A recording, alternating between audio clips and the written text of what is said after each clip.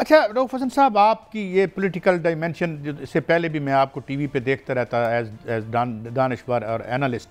एक बात जो इंटरनेशनल जराइद में बार बार आ रही है, जो बड़े नामी जराइद हैं, कि एक क्वालिटेटिव चेंज आया है पाकिस्तान में 1985 से जो डीपोलिटिसाइज हुआ था समाज जुल्फ़िकार अली भुट्टो के एक नाकाम तजर्बे के बाद। How do you look at it? Do you think कि स्ट्रीट हैज़ अवेकन्ड और गली खेत खलियान जागा है? और अगर जागा है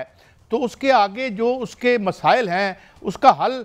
मिलेगा उसे उस पार्टी से जिससे उन्होंने अपनी उम्मीदें जोड़ रखी हैं? ये एक बड़ा ही इंपॉर्टेंट सवाल है जो कि आपने किया है। देखिए, जो अभी आपके पिछले सवाल के जवाब में मैंने इसी सवाल का जवाब भी दिया है कि अगर ये जागा ना होता, अगर इसके खेत खलियान, इसके स्कूल कॉलेज, इसके घर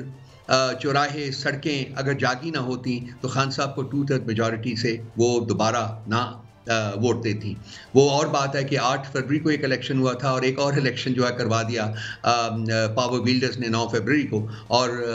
हमारा मैंडेट जो है वो चोरी कर लिया। ये उसी तालीम, उसी अवेयरनेस का शाखसाना है कि नतीजे में ये जो 8 फरवरी के इलेक्शंस हुए थे उसमें जो आवाम ने जिस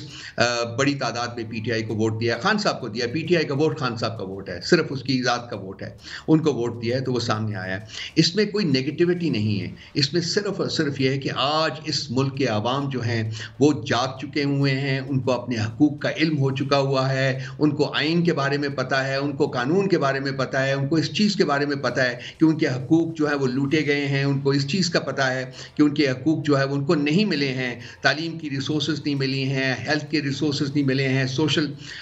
जो कॉन्ट्रैक्ट होता है रियासत और आवाम के दरमियान उसका नामो निशान नहीं है। और ये कि जी अगर वो आप एक किसी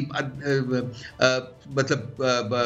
सोसाइटी में आप कोई निचले तबके के से बिलोंग करते हैं तो वो इस मुल्क का खासा ये रहा है कि जी वो निचला तबके वाला जो है वो निचले तबके को ही बिलोंग करता रहेगा, यानी कि उसके ऊपर मूव करने के, उसको प्रोग्रेस करने के चांसेस जो थे वो मफकूद होते थे। तो खान साहब ने माशरे को खोला है सबके लिए कि सबके हकूक़ इसमें बराबर हैं, आप अमीर हों गरीब हों, आप ताकतवर हों आप कमज़ोर हों, जो कुछ भी हों, किसी डिस्क्रिमिनेशन के बगैर रियासत के रिसोर्सेज हैं वो तमाम के लिए बराबर डिस्ट्रीब्यूट होने चाहिए, बल्कि जो गरीब हैं, जो कमज़ोर हैं, उनको ज़्यादा हक है उनके ऊपर। और आप अगर देखिए हमारे एहसास प्रोग्राम को और इस तरह के और बहुत सारे प्रोग्राम्स को, तो उससे आप खुद एक अंदाज़ा लगा सकते हैं कि बेसिकली जो हमारी पॉलिसीज़ थी वो पुअर फोकस्ड होती थी ताकि जो गरीब लोग हैं उनको रिलीफ मिले, जो गरीब लोग हैं उनको तरक्की के मौके मिले। तो आज ये मुल्क जाग चुका हुआ है मेरे भाई, आज इस मुल्क जाग चुका, और जागे हुए मुल्क को दोबारा सुलाना बहुत मुश्किल है। पिछले 2 साल से रियासत का कौन सा जबर और बर्बरियत जो है वो इन्फ्लिक्ट नहीं की गई पीटीआई और पीटीआई के फॉलोअर्स के ऊपर, अवाम के ऊपर, लेकिन उसके बावजूद ये अवाम जो हैं ये खड़े रहे और 8 फरवरी को उन्होंने एक ग्राउंड ब्रेकिंग जो था मैंडेट जो है वो पीटीआई को दिया था। अनफॉर्चुनेटली वो पावर बिल्डर्स ने चुरा लिया, लेकिन हमें यकीन है कि हमें जल्द नहीं तो बदेर वो मिलेगा और हम इंशाअल्लाह ताला इस मुल्क की और इस मुल्क के अवाम की तकदीर वो बदल देंगे। अच्छा हसन भाई, मैं चूँकि आपसे पॉलिटिकल ही सवाल रखना चाहता हूँ, मगर थोड़ी देर पहले आपके आने से पहले मौजूद मेहमान आसिफ करमानी साहब थे हमारे मुस्लिम लीग नून के, उन्होंने एक बात की थी, ये प्योरली कोई माइक्रो इकनॉमिक्स का सवाल नहीं है, उन्होंने भी यही कहा था जो बात आप कर रहे हैं कि यार इन चंद तबकों ने, चंद डायनेस्टीज़ ने, जिसको अब तो फेडिंग डायनेस्टी कह दिया इकोनॉमिस्ट ने, वो उन्होंने कब्ज़ा कर रखा है हर और जब तक ये आप तोड़ते नहीं हैं, ये मैं सियासी सवाल कर रहा हूँ नॉट इकनॉमिक,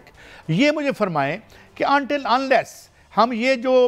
कैप्चर है 70 करोड़ कहते हैं जनाब खाकान अब्बासी साहब कहते हैं जी सेनेट में जो बिकता है, उसके बाद खान साहब ने भी ये बात कही, तो जब तक हम इन कार्टल्स की कमर नहीं तोड़ते हम अपने अवाम को हकूक़ तो नहीं दे पाएंगे।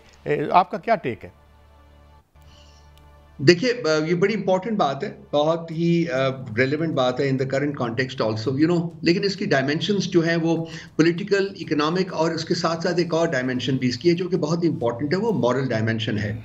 सोसाइटल एंड मॉरल डायमेंशन है। देखिए, माशरे जो होते हैं वो तरक्की करते हैं उस वक्त जबकि उनमें मॉरल असेंडेंसी होती है, सच और झूठ में, सही और गलत में तमीज़ करना वो माशरा जो है वो सीखा हो। अनफॉर्चुनेटली इतनी डेप्रिवेशंस रही हैं इस मुल्क में, आवाम को इस बुरी तरह पीसा गया हुआ है कि वो मजबूरी के तहत मैं लिखता भी हूँ जब, तो मैंने 2 किस्म की मैं करप्शंस जो है ना वो गर्दानता हूँ कि अब वर्चुअली पूरा जो माशरा है हमारा वो करप्शन का शिकार है, और वो 2 डिफरेंट किस्म की करप्शन है। एक है करप्शन ऑफ ग्रीड,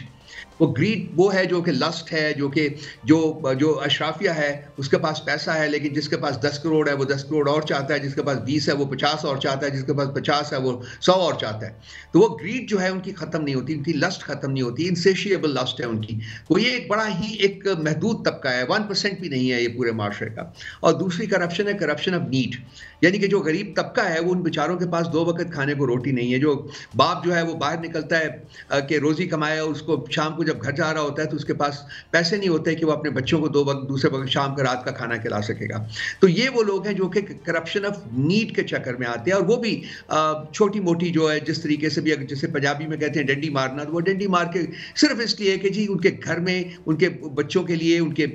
खानदान के लोगों के लिए जो खाने को हो वो सर्वाइव कर जाए। तो ये पूरा मुल्क जो है इस वक्त एक किस्म के मॉरल डिके का शिकार है, मॉरल कोलैप्स का शिकार है। और ये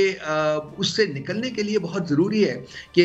हम जो रियासत के जो एसेट्स हैं, रियासत के जो एसेट्स को हम बहुत एक्विटेबली डिस्ट्रीब्यूट करें, और ख़ासकर उनका फोकस जो है वो गरीब आदमी के ऊपर रखें, और उसको इस जो गुर्बत के कहत से हम बाहर निकालें। तो इसके लिए बिल्कुल आपने सही कहा, मैं वापस आ रहा हूँ आपके अल्फाज के ऊपर, कि ये जो स्ट्रैंगल होल्ड है, ये इस अशराफिया का, इसको तोड़ना होगा। ये स्ट्रैंगल होल्ड जो है इंटेलेक्चुअली करप्ट लोगों का, उसको तोड़ना होगा। ये स्ट्रैंगल होल्ड जो है, जो कि रियासत में रखना डालते हैं, जो आवाम की ज़िंदगी में रखना डालते हैं, उनका होल्ड तोड़ना होगा। ये 76 साल से ये जो होल्ड है ये पक्का होता आया है। ये स्ट्रैंगल होल्ड जो है ज़्यादा टाइटन होता आया है गरीब लोगों की गर्दनों के, कमज़ोर लोगों की गर्दनों के अराउंड। तो ये एक जद्दोजहद है, और खान साहब इसी जद्दोजहद के स्पेयर हेड हैं, जो कि अवाम को अवेयरनेस दिलवा के उनको खड़ा करना चाहते थे अपने पाँव के ऊपर, ताकि वो अपने हकूक़ के लिए, अपनी आइंदा आने वाली नस्लों के मुस्तकबिल के लिए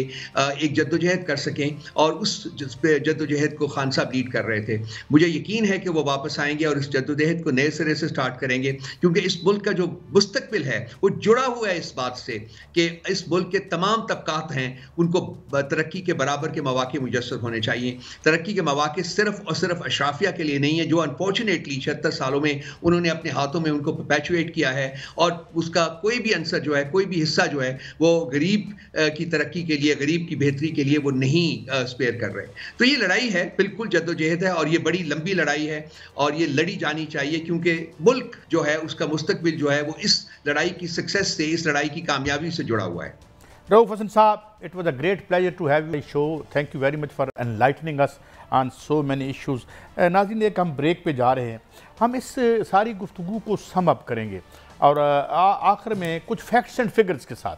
हम इस वक्त कहाँ खड़े हैं। मैं आपकी खिदमत में कुछ चीज़ें रखूँगा मुख्तसरन कि हमें क्या करना है और क्या रिक्वायर्ड है, और जो करने वाले हैं उनकी सलाहियत क्या है।